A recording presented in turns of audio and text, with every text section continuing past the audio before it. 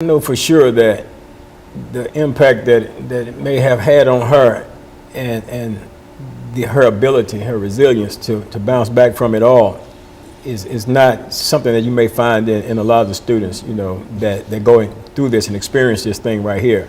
Fortunately for her, she has that within herself, and then she had a support system around her to help her to be able to navigate her way through this. And then they brought down the standards and stuff like that, even set roadblocks when she got back somewhat into the system. Now she's saying that she's not been able to experience a lot of things that she would normally have experienced as a senior who had a determined mindset to excel in the things that she was in school to accomplish. So there was a whole lot that goes into that process. But what I really like to do is be able to identify to your audience here how they can get in touch with Gideon's Army and the Peace Project so that we can create some partnerships and move this thing forward. Ms. Patuga, why don't you give us that information about how people might be able to get in touch with you and how they might be able to help you in order to perhaps make this a much broader operation than you have. Thank you. Our phone number is 615-852-7530.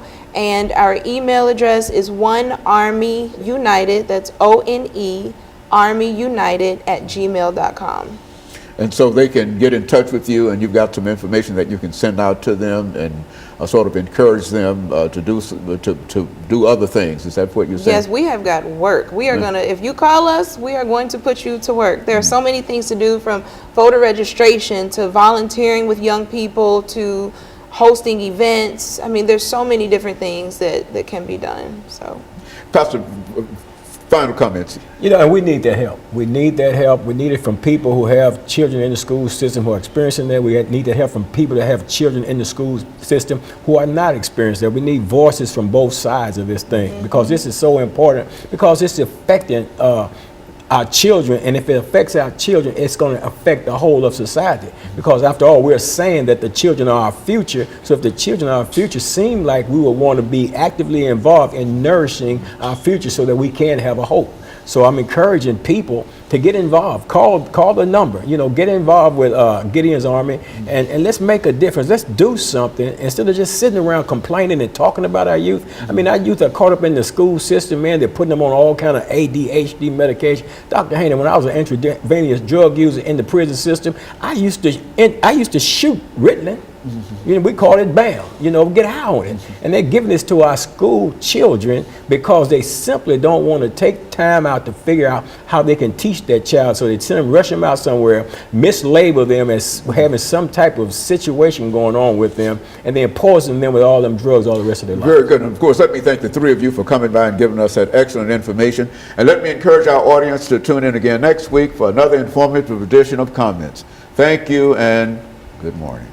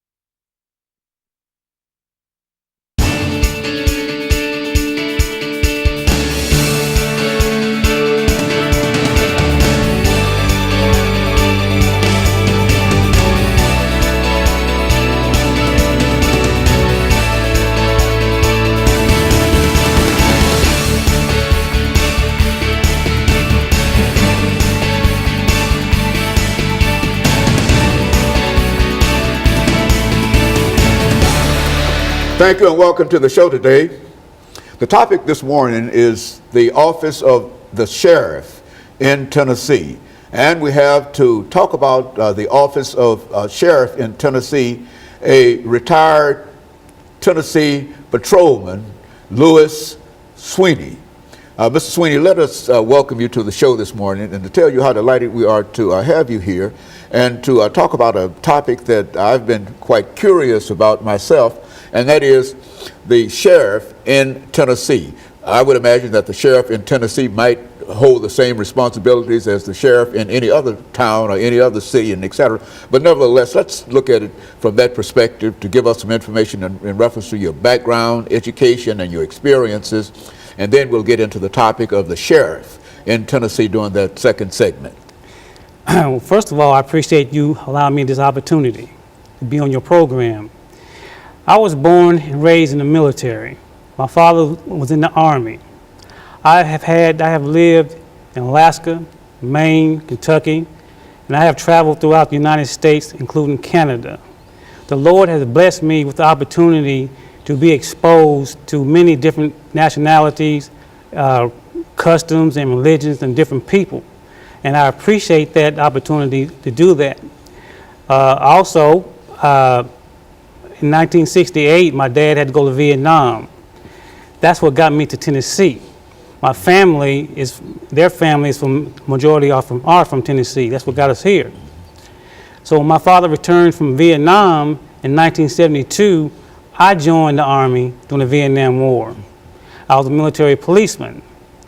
And after that, when I got out, I was honorably discharged from the military police in the Army. Then I attended TSU. And my major was in criminal justice. Then I got hired by the Department of Youth Development of Tennessee, which was a juvenile correctional institution. I stayed there for about almost 7 years. Then I was a dormitory supervisor at that time. Then one day I had to take a subject in Murfreesboro at MTSU. Then one day I used to pass by the sheriff department in Rutherford County going to class. Then one day something told me just go in there and fill out that application. So I tried to follow my instincts. I went in there and got hired on the spot. So I became a deputy sheriff. Then after about a year, I returned back to Spencer Youth Center. I got promoted in the mid-management position. Then a year later, I was hired by the Tennessee State Department of Safety. I was a special agent, and I was assigned to work at the state capitol. Then in 1991, I was promoted to the trooper position. And that's when I had transferred to, assigned to Murray County, Columbia. Well, while in Murray County, in 1991 when I got there, I was proud of myself. I was the only black trooper in the whole district and now in the county. So that was a good experience right there for me. Then after that, I think it was 1996, I joined the Tennessee Army National Guard. I became the first person in my lifetime that I'm aware of has been out of the service for 23 years to get in the Army National Guard. I was a combat military policeman then. Then also during that time in 2000, I wrote a book. So that was my first time writing a book titled The System of Things.